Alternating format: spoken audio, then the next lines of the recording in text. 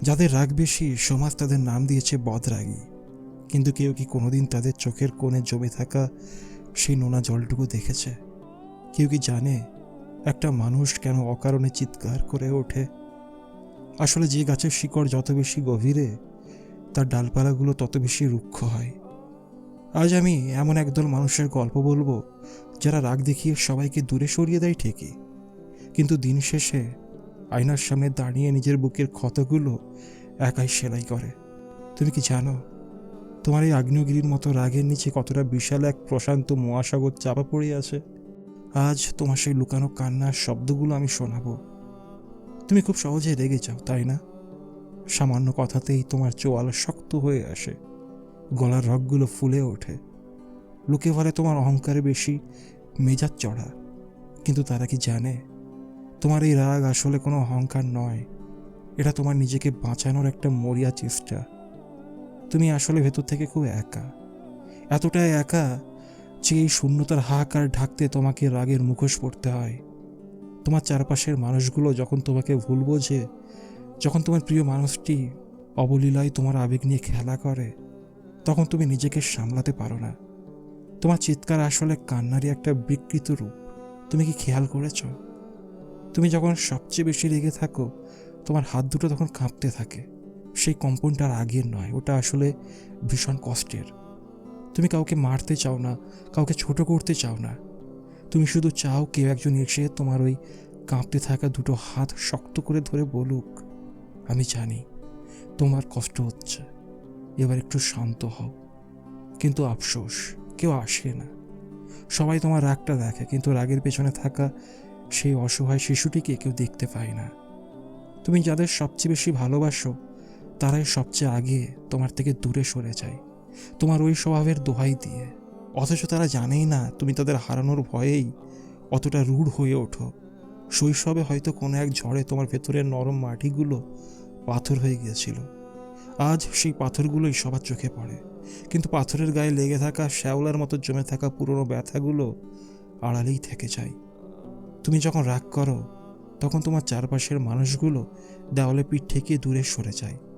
তারা ভাবে তুমি একাই যথেষ্ট শক্তিশালী, কিন্তু সত্যিটা তো শুধু তুমি জানো। তুমি আসলে রাগের আড়ালে এমন এক খাঁচাই বন্দি, যার চাবিকাঠি তুমি নিজেই হারিয়ে ফেলেছ। তোমার রাগ আসলে একটা দেওয়াল। তুমি এই দেওয়ালটা তুলেছো যাতে নতুন করে কেউ তোমাকে আঘাত করতে না পারে। কিন্তু তুমি কি জানো, এই দেওয়াল তুলতে তুলতে তুমি নিজেকে এমন এক নিঃসঙ্গ দ্বীপে নির্বাসন দিয়েছো, যেখানে এখন জোয়ারের মতো শুধু বিষণ্ণতা আসে। তোমার প্রতিটি চিৎকার আসলে এক একটা আর্তনাদ। আমাকে একটু বোঝার চেষ্টা করো, এটাই আর্তনাদ। কিন্তু প্রতিধ্বনি হয়ে সেই শব্দ আবার তোমার বুকেই ফিরে আসে।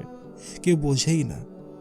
সবাই তোমার কঠোর শব্দগুলো গুনে রাখে, ডায়েরির পাতায় লিখে রাখে তুমি কবে কার সাথে কড়া ভাষায় কথা বলেছ।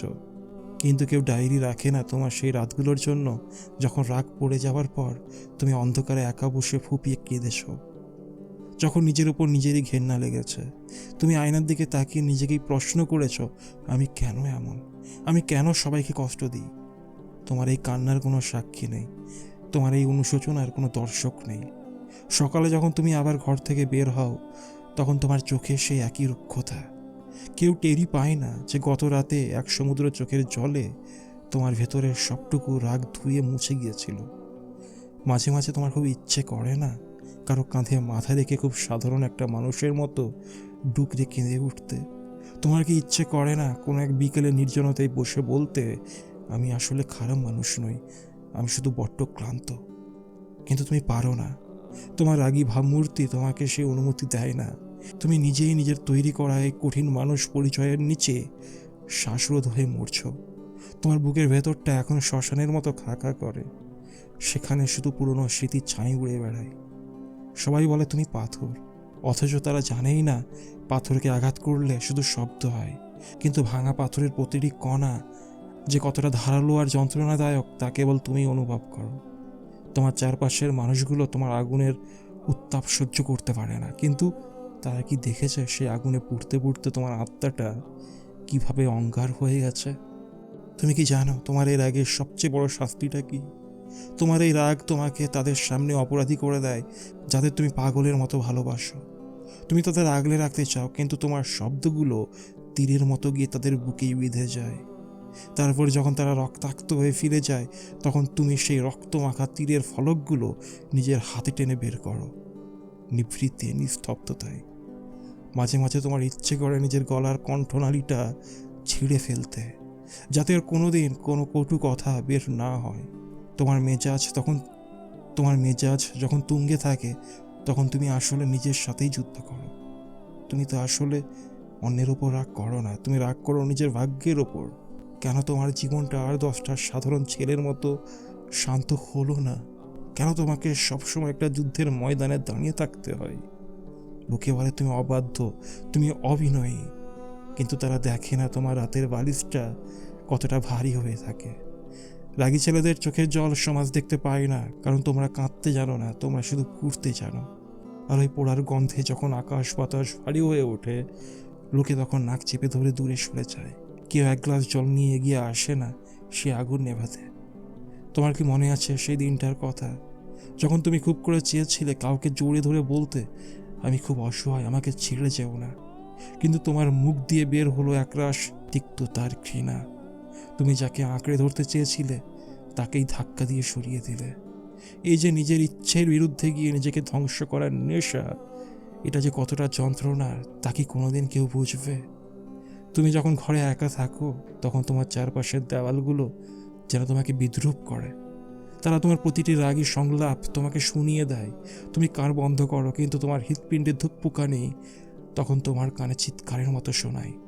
তোমার নিজের শরীরে রক্ত চলাচল যেন তোমার কানে এক একটা হাহাকার হয়ে আছড়ে পড়ে। আসলে তুমি তো রাগী নও, তুমি তো এক বিষণ্ণ জাদুকর, যে নিজের সমস্ত স্বপ্ন, সমস্ত আবেগ আর সমস্ত ভালোবাসা একটা কালো কাপড়ে ঢেকে রেখে সবাইকে শুধু শূন্যতা আর রুক্ষতা উপহার দেয়, যাতে কেউ তোমার ভেতরের ভাঙা ঘরটা দেখতে না পায়। তুমি এতটাই একা, তোমার ছায়াও যেন তোমার এই মেজাজ দেখে মাঝে মাঝে অন্ধকারে মিলিয়ে যায়।